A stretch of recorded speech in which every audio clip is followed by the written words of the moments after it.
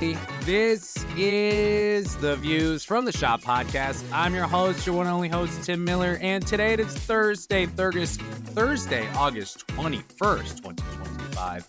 And I wish you a very, very, very happy National Report Upcoding Fraud Day. Today's show continues the 2025 Summer Guest Series. We have the one and the only, the legend Adam Jardy here today to discuss Ohio State hoops and whatever else we can get into. You can follow Adam on Twitter at Adam Jardy.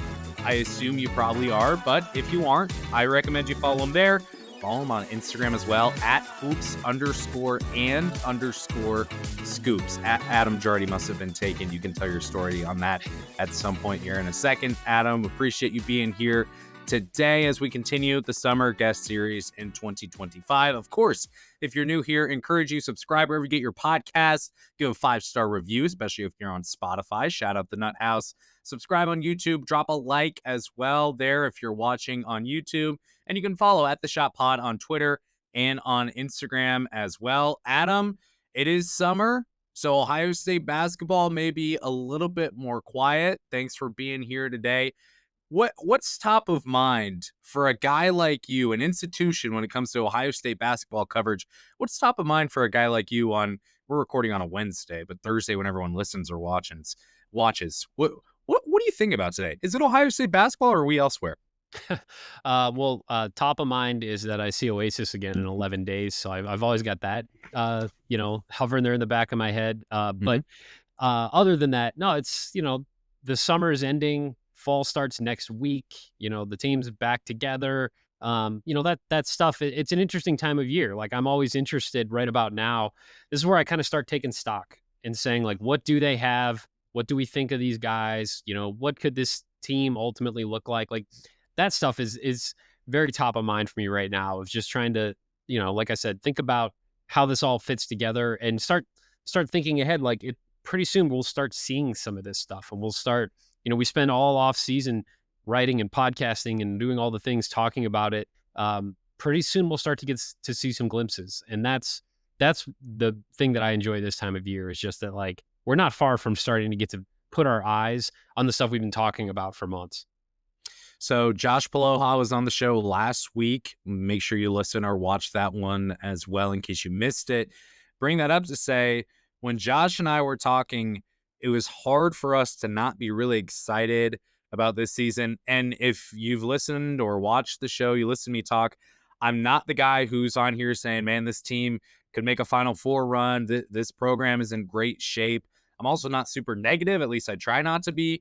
But as far as last year at this time compared to this year at this time, would you say we have less questions, different questions? Do we feel more confident about the team this year than we did last year in 2024?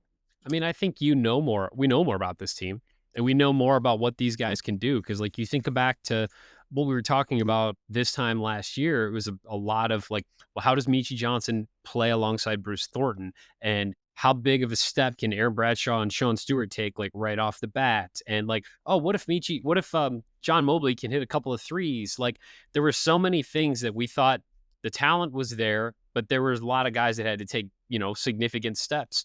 This year, like, we generally know a lot about the main guys that are going to be doing stuff on this team. I mean, we know what Bruce Thornton can do. We have a good idea what John Mobley can do.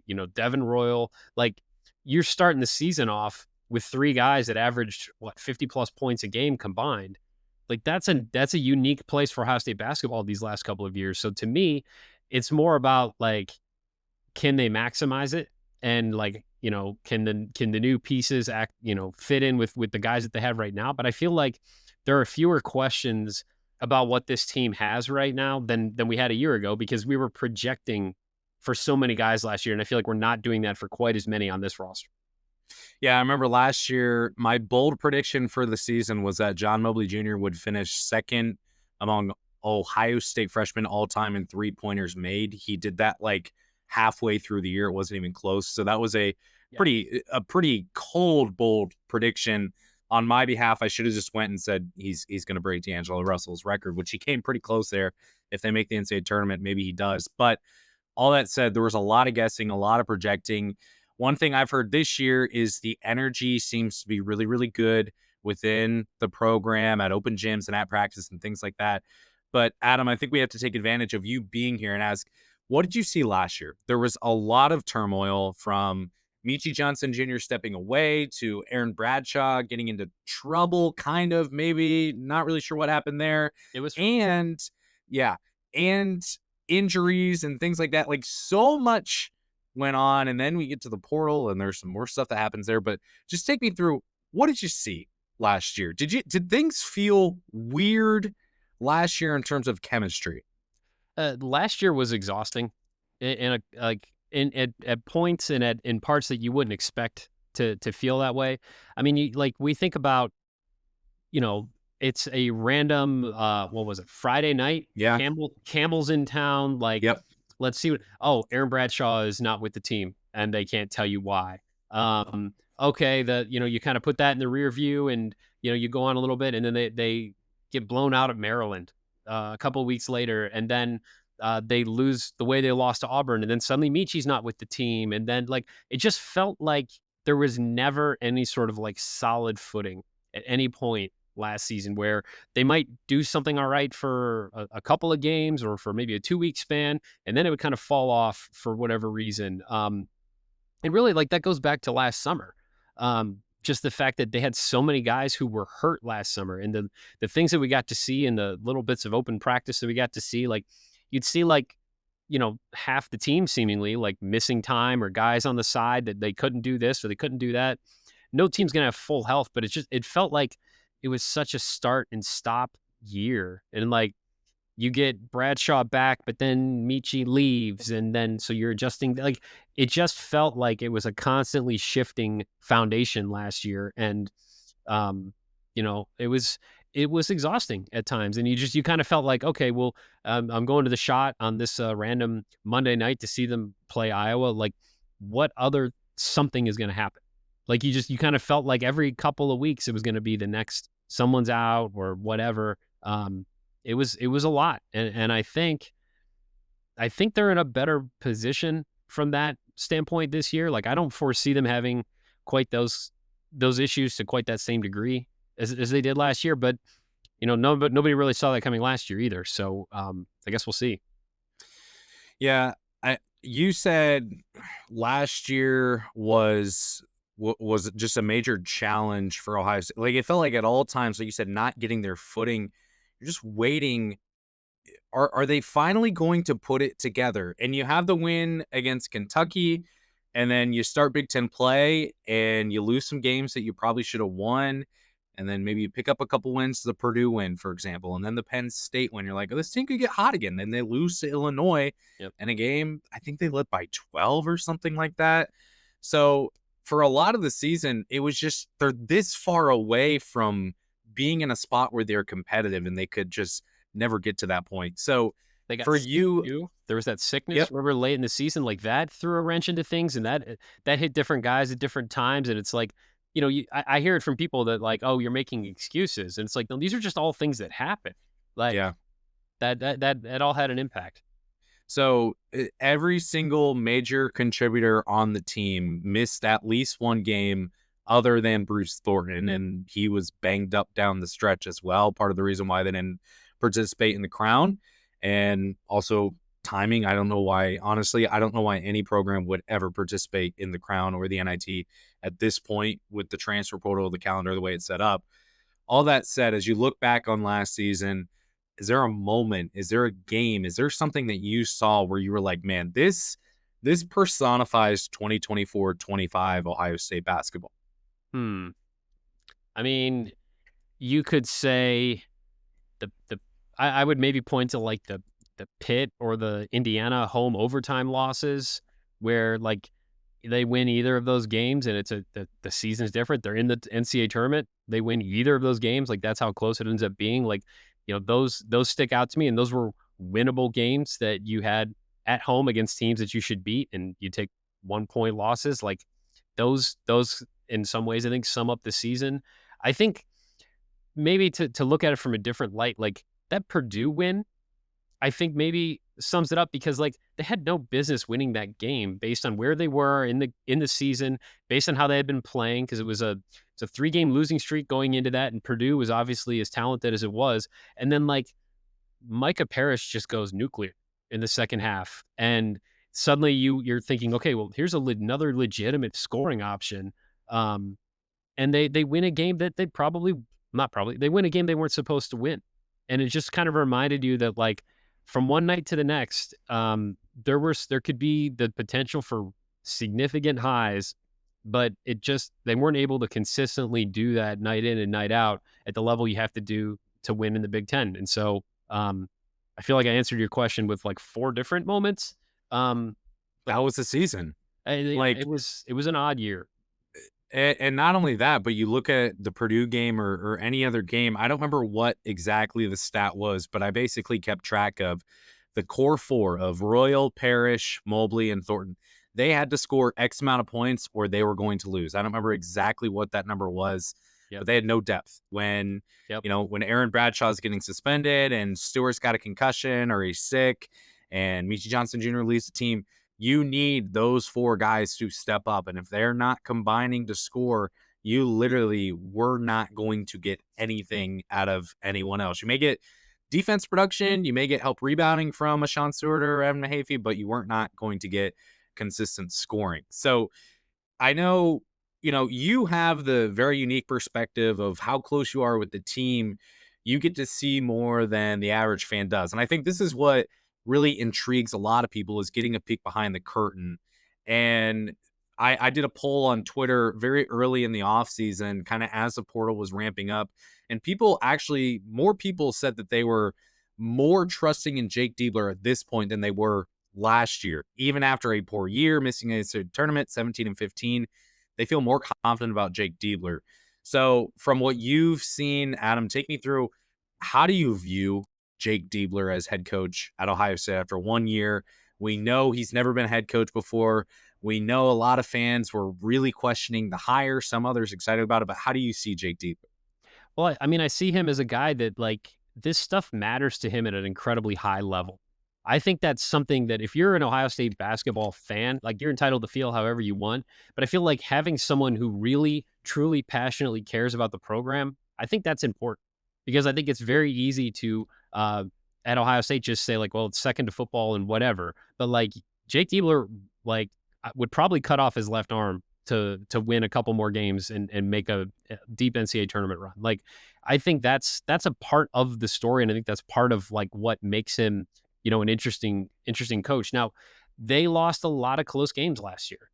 And it's fair to say, is that because they didn't have guys who could make shots? Like, I mean, Bruce Thornton against Michigan, misses the bunny and just misfired. Like, does that go on the coaching staff or is that on like sometimes guys miss shots? Like Thad Matta, you always said that like when he wrote a book, it would be, you're right, it's my fault your kid missed the shot.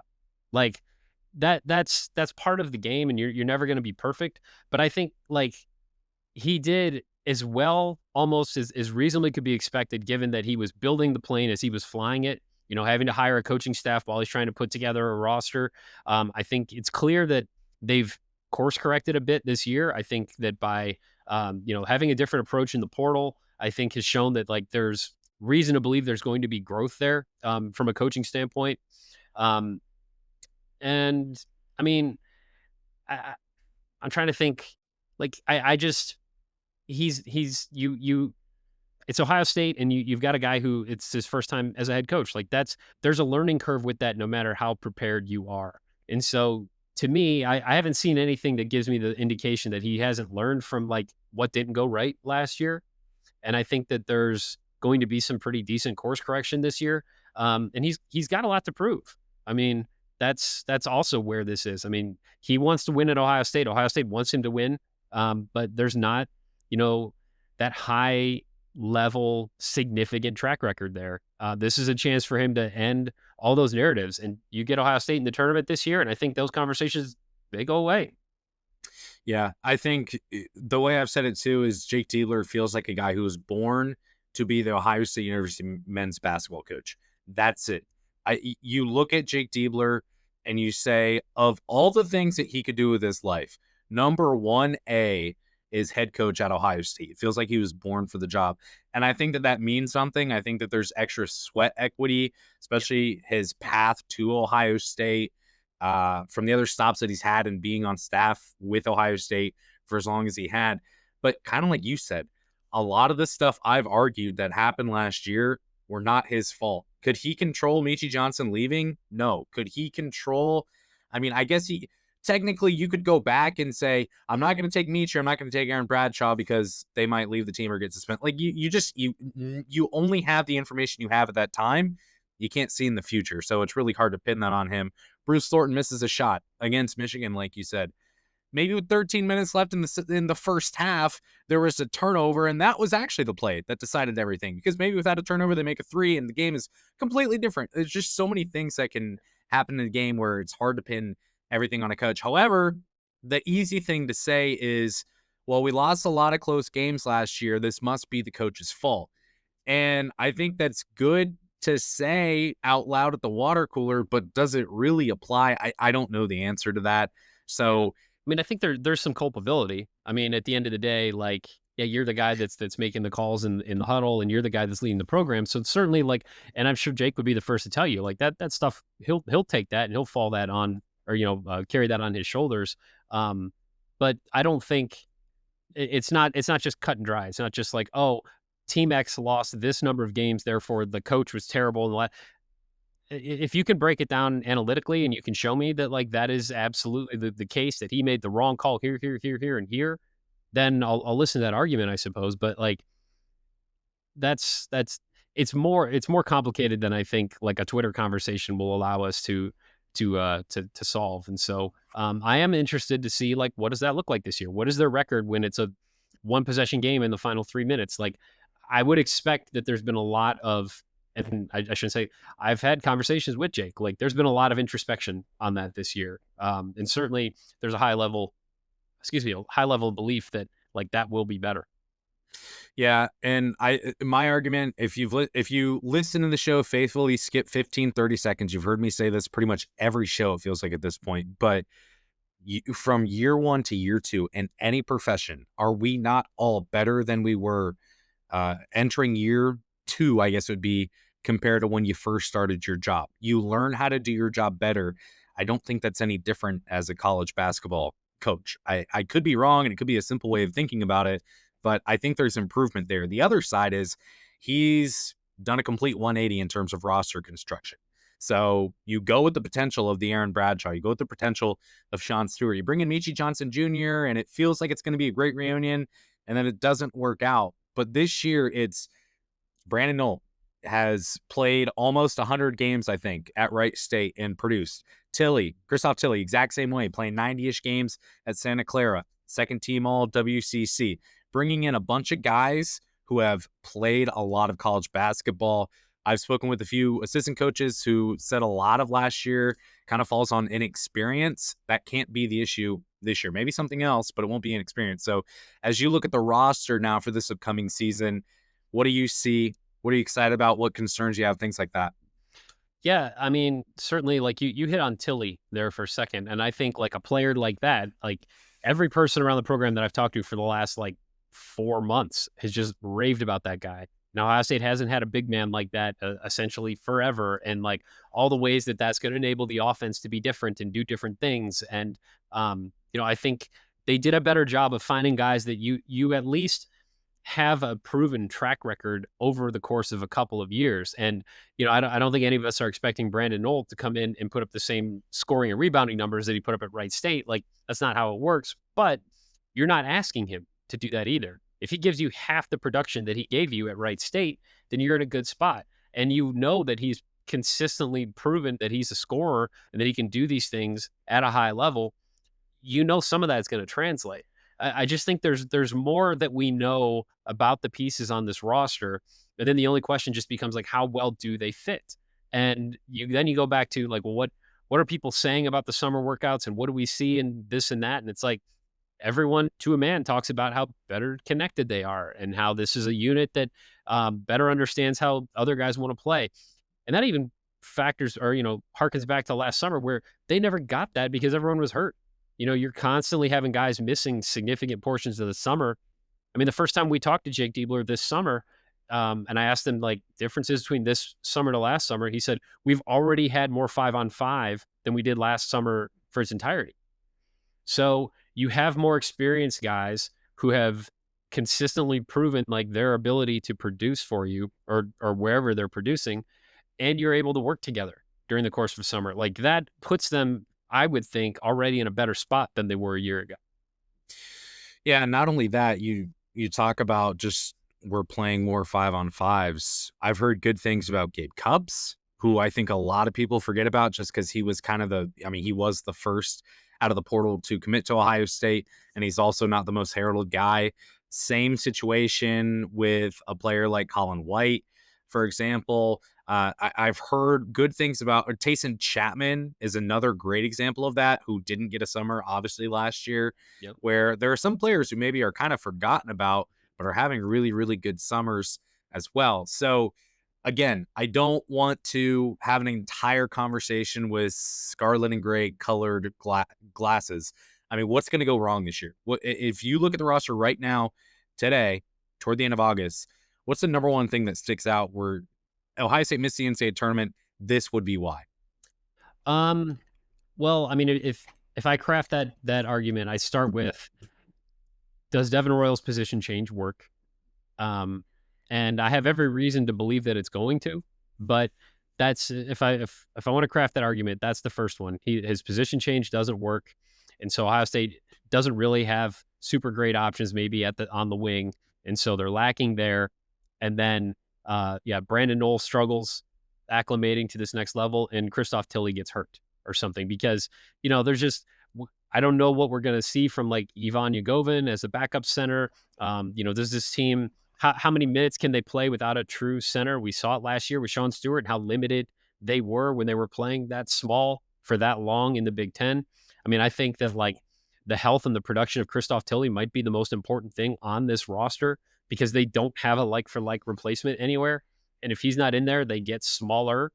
Now, Devin Royal at the 3 and like Amari Bynum at the 5 and Brandon Knoll at the 4 or something like there's still a lot of power and strength to that lineup, but it's still not like as big as you're going to see in some of these other Big Ten schools. So that would be maybe my biggest concerns would just be like I don't know that Josh Ojinwuna is going. I'm still struggling with his last name, and I apologize to Josh, but like I don't know that he's going to be ready this year. Nobody really knows that yet.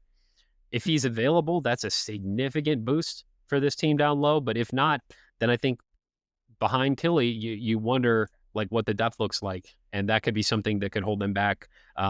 If Tilley's in foul trouble or sprains an ankle or something like that. So those would be probably my biggest concerns.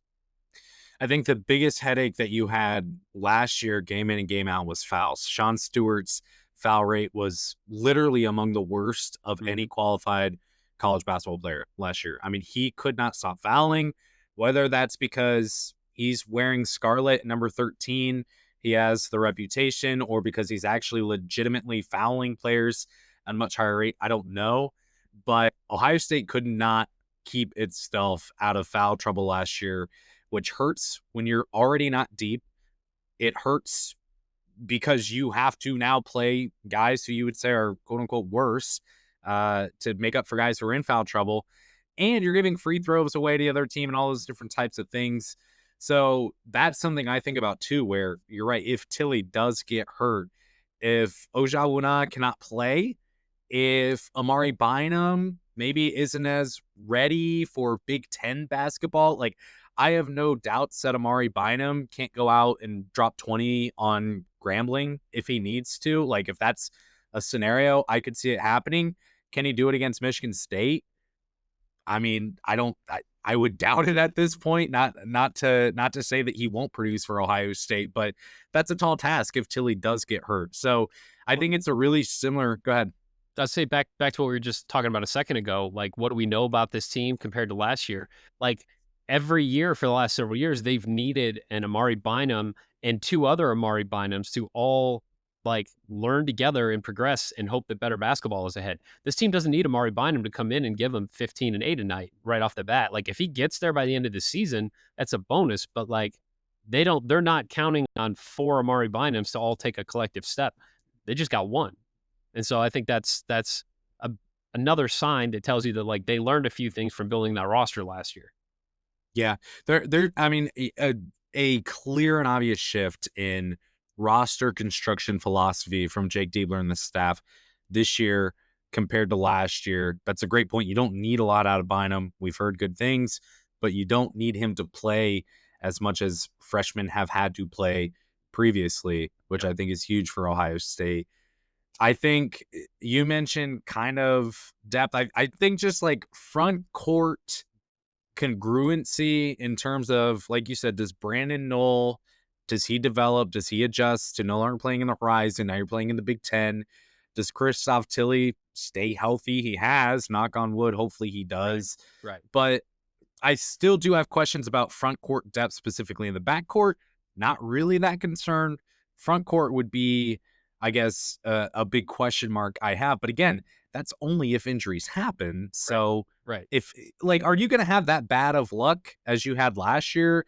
I would assume not. I mean, Joel Justice came on the show a couple weeks ago and said, we're changing things. We're doing things differently so that guys are playing their best basketball in March and staying fresh. So I think there's just so much that goes into it. What else do you think of, Adam, this year? Like, are there matchups you're looking at in terms of the non-conference? There's the Virginia game. There's recruiting, obviously, in 2026 and beyond. What else do you think about when it comes to Ohio State basketball? Yeah, I mean, I'm generally underwhelmed, but also understanding of the non-conference schedule, just because the home slate is pretty grim. I mean, aside from Notre Dame, and I mean, I don't know how great Notre Dame is going to be. Um, but so like, I feel badly for Ohio State basketball fans that like keep wanting to see them put high major teams in the shot, and they want to have those big games. It's, as you know, like it's harder every year. I hear from all kinds of different coaches to try to like get a home and home. Like schools don't want to do that, between like neutral court games that help raise NIL funds, to whatever MTEs people might be doing and things. Like it is really difficult. And you see that reflected by like a schedule like Ohio State's. And I think that's tough. That is what it is. And financially, like, we can break it down by the numbers and explain that. But like fans don't really care about that. They just want to see good games at the shot. And so like from what we obviously don't know the Big Ten schedule, and they might end up with like 3 home games on the weekend in February, all against like great teams. Like, and then what are we talking about? Like, that's going to be awesome. But what we know right now, like, I understand some people are upset. Like, that's a bit of a bummer. But having said that, like, you look at who they're scheduling and when they're playing, where and when they're playing those games, like, those are by and large winnable games. Like, you're not talking about going to play Texas A&M at Texas A&M. You're not talking about going to play Auburn in Atlanta. Like, you're playing mid high major teams. Mid as in like they're not highly rated, but they're probably going to be quad 1 opponent. Like going to play West Virginia on a neutral, like that's an imminently winnable game right now. And that's a neutral court game that is probably a quad 1 game. Like they're going to have opportunities to solidify that NCAA tournament resume now or in the early going. And I think it's not the most exciting for the rest of us, but I think they did a pretty solid job trying to put themselves in position to get this team back in the tournament. So, I mean, I've been thinking about that, and also just and as far as recruiting goes, just like wondering where this goes. I mean, like I feel, and from the interactions I have with fans and readers, like interest in recruiting is at an all-time low. It really is, and that doesn't mean that we don't still write about it and talk about it, and go to the games and see who's there and take the photos and do all those things. But like the recruiting classes mean less and less by the year right now. And until we figure out like the future of the sport, like that's just going to continue. So, they have a 2-man class signed for 2026. Do they add to that? I mean, I guess they're looking at it, but like how important is that? And if you miss out on somebody, then why don't you just get someone in the portal in the spring? Like it's weird. I feel like recruiting is such a big deal. And I feel like we still, obviously we still write about it and talk about it, but it seems to matter less right now. And that's just something I'm still trying to wrap my head around as we head into visit season.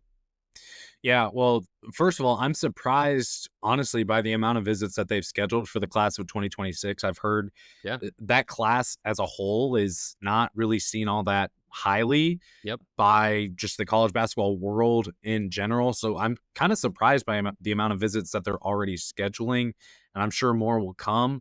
Um, but you're right. Like this is just what it is. I think it's a product one of high school talent leaving the state of Ohio Yep. and going elsewhere. Product two of why do I pay attention? These guys aren't going to be on my team. I mean, you look back at Bruce Thornton's class, which was really freaking good. And Bruce Thornton is the only one left. Roddy Gale's gone. Bryce Sensabaugh goes to the NBA. Felix Akpara gone as well. In terms of the schedule, I mean, there's not a game on the schedule that you would say this is not winnable. Ohio Right. State can't win this game. Even North Carolina, I think in Bart Torvik right now, North Carolina's 17, Ohio State's 18. Yeah, they're That's one apart. Yeah. And like, outside of that. yeah, and that doesn't mean that's not us sitting here saying they're going to go undefeated in the non-conference. But it does mean you can look at the non-conference and say, like, this is a favorable slate of games that should allow you to stockpile wins that will probably be measured well when it comes to the quadrant system and when they're putting together, looking at the net rankings and all that. So, yeah, you're absolutely right on that. And I think last year you were optimistically saying, man, maybe they can get to 8-3 after 11 games. This year you're saying, man, I mean, there's a path for 10-1, 9-2. There's certainly a path where if everything goes right, they could get out at 11-0. Of course, that's just they could win every game. That they could also go on 11, I guess, technically. But I think that the path this year to be in a really, really good spot, maybe even 24th in the nation, because we really care about the AP poll for some reason. As you head into January, that's possible for Ohio State. There are wins on the schedule this year. Anything else recruiting wise that you talk about? They've got Anthony Thompson coming in for a visit for the Ohio State Texas game. Marcus Johnson will be there. Alex Smith, I know, is still at this stage finalizing when his official will be. But any names you would say we should keep an eye on in the class of 2026 or beyond for Ohio State? Yeah, that's the other thing too, is like trying to forecast out a couple of years. Like, I mean, who knows? Like this used to be like lined up year by year. Oh, they're probably going to have 3 spots next year and then 2 the year Yep. after that. And then they're going to be full. So they might only take like, I mean, they're running the race with some guys trying to project like a 2027 class right now. No idea. Um, No. and I think like the biggest thing for them is they've got to keep running the race with some of these highly rated guys that they're making inroads with and land 1 or 2 of them. Get an impact guy or 2, and maybe that's Marcus Johnson this year. Or maybe that's Anthony Thompson or Cam Mercer or Yes. Yep. somebody like that. I mean, they're in good standing with all these guys, but it's also very early, and I don't know, like, when are we going to see guys commit? I feel like in these future recruiting classes, like you also might see it where like nobody knows what the NIL rules are going to look like next year. No one still knows how this house settlement is really being applied and what that means for what you can promise a kid, what you can't promise a kid. So if I'm a recruit right now in the 2027 or 2028 class, I'm waiting. Like there's no reason I'm committing anywhere right now because, I might be able to get more, like significantly more if I commit next year. So there's just so much ambiguity right now in college basketball recruiting. And I think Ohio State is you can see it being reflected in their recruiting approach because I don't know how many spots they have. And, I think you cast a wide net and you try to zero in on a couple big guys. And with the NCAA ruling, we're told every offer, I think over $500 must be evaluated and justified and all these things, which would make you think, well, maybe the playing field is leveled. And yet, as you mentioned, Ohio State's best home game is what this year? I mean, you have a couple of nice games. Your best games are all neutral site. And my question has been, and I asked one person this once and didn't really get an answer, but it's like, at what point do season ticket sales start to, you're losing more money there than what you're getting in NIL? I don't know how that world works in terms of the accounting for all that money, but that's something I'm curious about too, is if you keep just giving Ohio State Coppin State and then Southern Illinois, what happens to your season ticket numbers, what happens to your suites, and all those types of things. So that's a conversation for another day. Adam, anything else you'd add here in regards to Ohio State basketball at large? Again, follow him on Twitter at Adam Jardy, on Instagram at hoops_and_scoops. Anything else you want to close with? Yeah, that's a headache to say. It's not fun. No. And I hate having to tell people that. The quick story on that is that when I started at the Dispatch, our blog, we had blogs that were separate from like our stories. They were identified separately on the website, and the Ohio State men's basketball blog was called Hoops and Scoops. So when I started the Instagram, I just borrowed the name, and now I'm kind of stuck with it. So that's where that comes from. And every time I have to say it out loud, I'm just like, man, this is a mouthful. It's a pain. I'm curious to see like what the Schott looks like this year, and like what the environment is like, what the feelings are like. I mean, the new court, like the new, lighting that they're doing, like they're trying, I think. And I think like, it's very easy to just say, well, like, oh, they don't care about basketball. But I think like they're trying some things. I think it's a start. Like we can't magically make the Schott 6,000 seats fewer. They're not just going to build a brand new facility right down the road that's going to be a perfect basketball arena. Like, I'm curious to see how the environment is different this year. I hope it's better. I go to Big Ten environments all the time that are amazing, and it's just so much fun to be at a game. It's so high energy, and it's just really not like that most of the time. So, I'm curious to see like what those changes look like. And honestly, if they start winning more consistently, like maybe that takes care of some of the problems too. So, I don't know. Overall, I'm very intrigued by where Ohio State basketball sits right now, because certainly if you want to be pessimistic and say they haven't shown me anything, and I get that. And there's certainly a portion of the fan base that is just like in, show me or shut up mode, for lack of a better phrase. But I also think there's legitimate reasons to think like this year will be better, and that they missed the tournament by one game last year.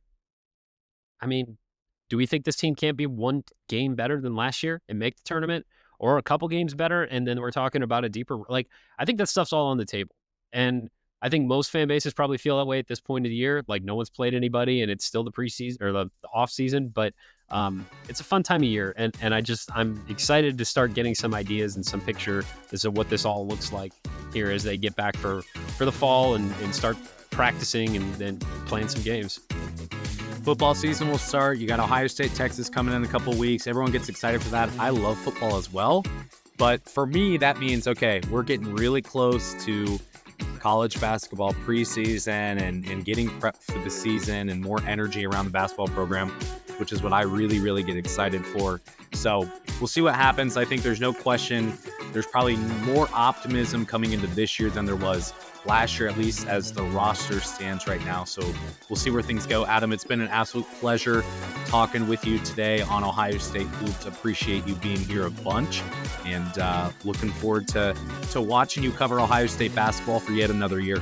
I'm just really happy to keep doing this and really excited for this season to start. So I appreciate you having me. Thanks for talking hoops.